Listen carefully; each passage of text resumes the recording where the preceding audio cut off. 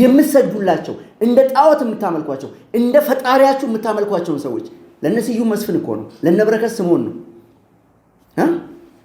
ቁጭ ብሎ ሌክቸር ያደርጋል። ጠቅላይ ሚኒስትር አብይ ያኔ እንደዚህ ሲያደርጉ እናንተ በየልኳንዳ ቤቱ እየዞራችሁ ወጥ ስትጠጡ ነበር። አንዴ ቅቅል አንዴ ቀይ። አንድ ኢትዮጵያዊ ለማሳመን የተለመደ ነገር አለ። ክቡር ኤክስ የሚፈልጉ ሰዎች አላደርኩም እንደሱ። አንዳንዶቻችሁ አምስተርዳም አዛባ የዛቃችሁ ቺዝ ሲመረት ታያላችሁ፣ ግን አትጠቀሙትም። ያንን ቺዝ እኛ አስመጥተን እዚህ ተጠቀምን ነው።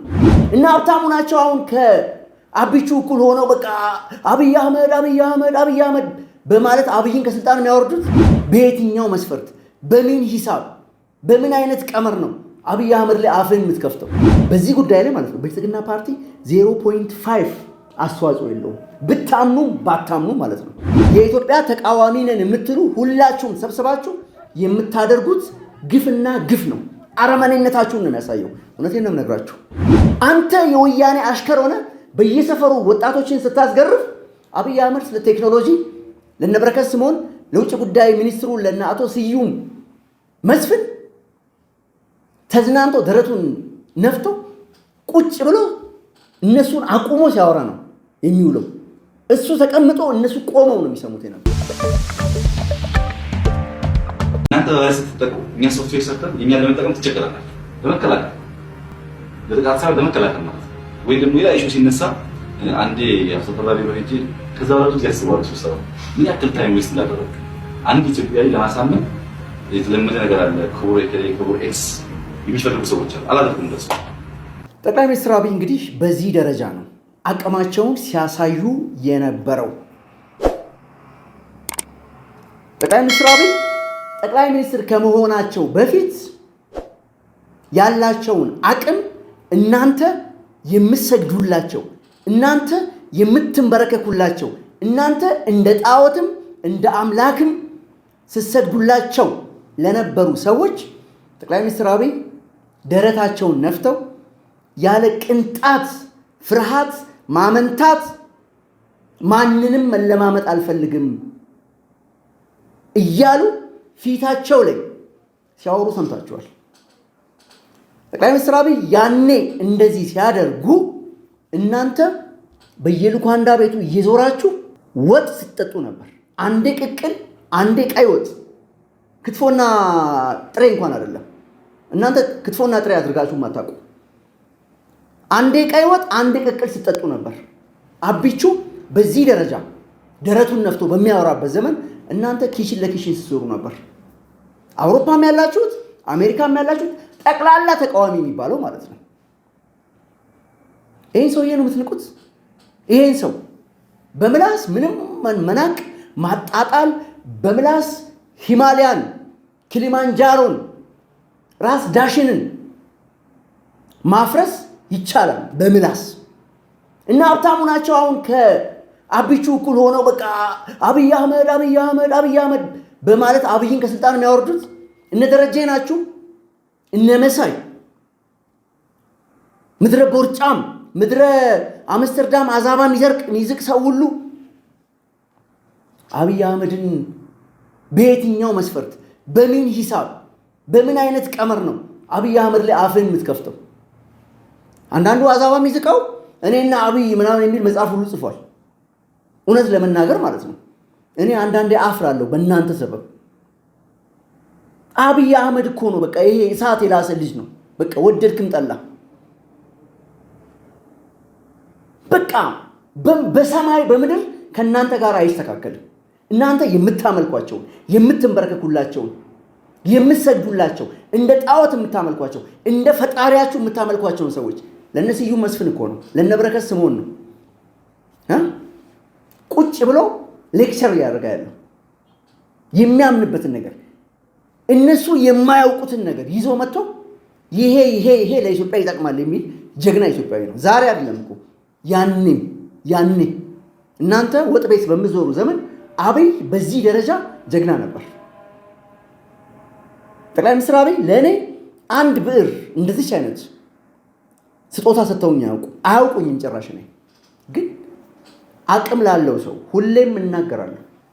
ለሚችል ሰው እናገራለሁ። የሚችል ሰው ጠላቴም ቢሆን አቅም ያለው ሰው ጎበዝ ጀግና የሆነን ሰው ጠላቴ የተኮሰብኝ ቢሆን እንኳን ከማድነቅ የሚያግደኝ ነገር የለም። ንፉግ አይደለሁ።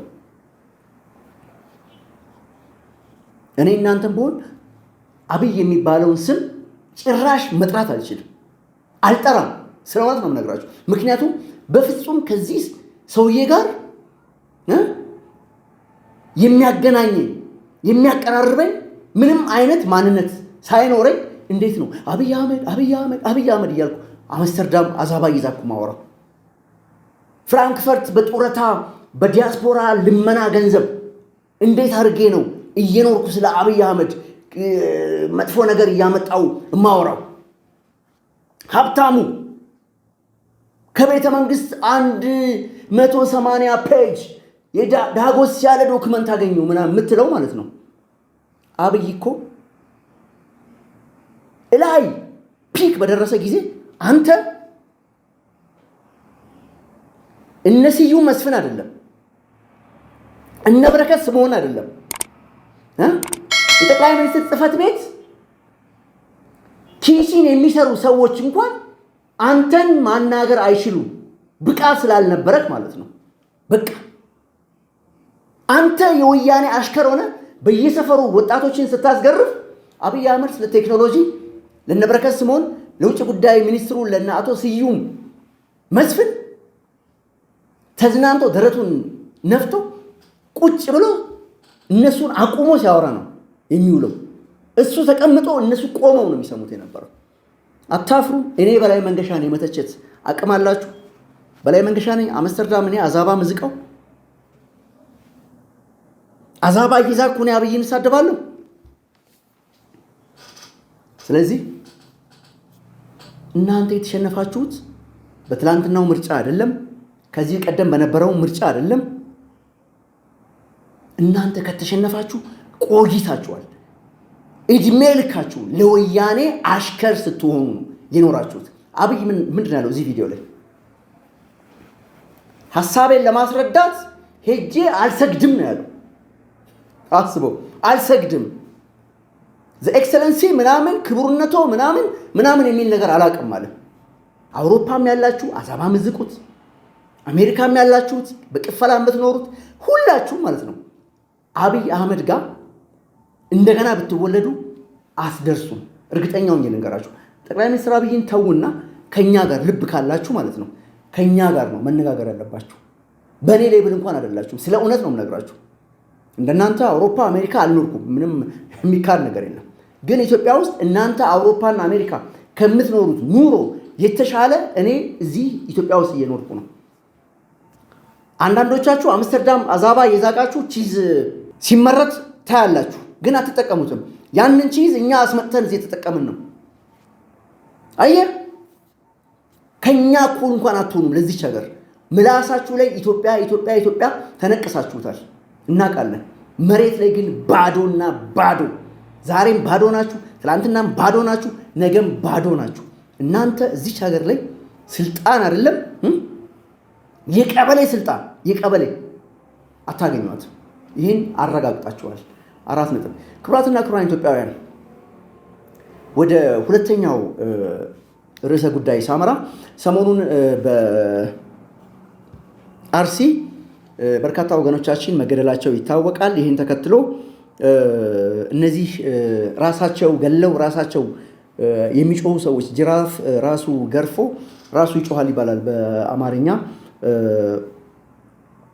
እነዚህ አረመኔዎች የክፋት ጥጎች ሲያሰራጩ የነበረው ቪዲዮ አለ። ትላንትና ከትላንት ወዲያ በሰፊው ሲያሰራጩት የነበረ ቪዲዮ አለ። እዚህ ቪዲዮ ላይ እንግዲህ እንደምትመለከቱት በርካታ ኢትዮጵያውያን ቁንጣ የለበሱ የገጠር ወንድሞቻችን፣ እህቶቻችን፣ አባቶቻችን ናቸው። እንግዲህ ይንቀሳቀሳሉ፣ የተንቀሳቀሱ ነው። የቤተ ክርስቲያን ጉልላት ይዘዋል፣ ስዕለ አድህኖ ይዘዋል፣ በር፣ መስኮት፣ እንደዚህ አይነት ነገሮች ተሸክመው ሲጓዙ ይታያል። ይሄ አዲስ ቤተክርስቲያን ገብርኤል ቤተክርስቲያን ተሰርቶ ቤተክርስቲያኑ ላይ የሚገጠሙ ናቸው። ጸናጽሉም ይሄ ቤተክርስቲያን አናት ላይ የሚደረገው ጉልላቱም፣ በሩም፣ ጠረጴዛውን ጠቅላላ አዲስ ለሚሰራው ቤተክርስቲያን የሚደረግ ነው። ይዘው ይሄዱት በደስታ ይዘው ይሄዱ ነው። ታውቃላችሁ ኢትዮጵያ ውስጥ የትም ቦታ ላይ ቤተክርስቲያን ሲሰራ መስጊድ ሲሰራ ህዝቡ በጣም ከፍተኛ የሆነ ትብብርና ርብርቦች ነው የሚያደርገው። እነዚህም አማራ ክልል የሚገኙ እናቶቻችን አባቶቻችን ደስ ብሏቸው ለቤተክርስቲያኑ የመጣውን የቤተክርስቲያን የቅዳሴ መገልገያዎች፣ የአምልኮ ስርዓት ማስፈጸሚያ ጠቅላላ ህዝቡ በፍቅር ተሸክሞ ወደ ቤተክርስቲያኑ እየሄደ ያለውን ቪዲዮ እነሱ በራሳቸው ቋንቋ በራሳቸው መንገድ የኢትዮጵያን ህዝብ ያሳምጻል፣ የኢትዮጵያ ኦርቶዶክሳውያንን እናሳምጻለን ብለው ያሰቡበት መንገድ በጣም የተሳሳተ ነው። እነሱ ያሰቡት ይሄው አርሲ ላይ ኦርቶዶክሳውያን በማተባቸው ምክንያት ተገለው እንደዚህ ሆነው እንዲህ ተጨፍጭፈው ምናምን ይሄው አሁን ቤተክርስቲያን ሁሉ የተቃጠለውን እንትን ይዘው ወደ ከተማ ወደ ምናምን እየሸሹ ነው የሚል ፕሮፓጋንዳ ነው የሰራው። ይሄ ውሸት ነው፣ 100% ውሸት ነው። ስለሆነ ነው የምነግራችሁ፣ 100% ነው። በዚህ በአርሲ ኦርቶዶክሳውያን ላይ እየደረሰ ያለው መከራ፣ ግፍ አዎ እየተደረገ ነው ያለው። ምንም የምንክደው ነገር አይደለም። ይህንን መከራና ግፍ ግን እያደረገ ያለው ማን ነው? የኢትዮጵያ ተቃዋሚ ነን የምትሉ ሁላችሁም ሰብስባችሁ የምታደርጉት ግፍና ግፍ ነው። አረመኔነታችሁን ነው የሚያሳየው። እውነቴን ነው የምነግራችሁ። ስለ ብልጽግና ፓርቲ እኔ ጠበቃ አይደለሁም፣ ካድሬም አይደለሁም በዚህ ጉዳይ ላይ ማለት ነው። ብልጽግና ፓርቲ 0.5 አስተዋጽኦ የለውም፣ ብታምኑም ባታምኑም ማለት ነው። የኢትዮጵያ መንግስት እኔ በምረዳው ልክ ጠቅላይ ሚኒስትር አብይ ሀገሪቱ ሰላም እንድታገኝ ህዝቡ ወጥቶ እንዲገባ ሰርቶ እንዲኖር እንዲበለጽግ የተሻለ ኑሮ እንዲኖር 24 ሰዓት ይሰራሉ ሀገሪቱን ለማረጋጋት። እናንተ አውሮፓና አሜሪካ ያላችሁ ጠቅላላ ማለት ነው ግድያዎቹ የምታስፈጽሙት እናንተና እናንተ ናችሁ። አለቀ። የብልጽግና ፓርቲ፣ የመከላከያ ሰራዊት፣ የኢትዮጵያ ፌዴራል ፖሊስ ሄዶ አንድ ሰው ላይ ሲተኩስ የሚያሳይ ቪዲዮ ልታሳዩን አትችሉ። ልታሳዩ የምትችሉት የውሸት የተቀነባበረ ድራማ ወይንም የነበረውን ሪያሊቲ ቀይራችሁ በተቃራኒው ማውራት ነው። ከዛ ውጭ ምንም የምትሰሩት ስራ የለም። በአጠቃላይ እናንተ በምታስቡት መልኩ አይደለም ኢትዮጵያ የምትሄደው። አዎ ኢትዮጵያውያን፣ ንጹሃን ኢትዮጵያውያን ዋጋ እየከፈሉ ነው በእናንተ ሰበብ። ኢትዮጵያ ግን ትቀጥላለች። የምታገኙት ስልጣን እዚህ ሀገር ላይ ከቶ ሊኖር አይችልም። 4 ነጥብ። ክቡራትና ክቡራን ኢትዮጵያውያን፣ በላይ መንገሻ ነኝ ከአዲስ አበባ ኢትዮጵያ። እግዚአብሔር ኢትዮጵያን ይባርክ።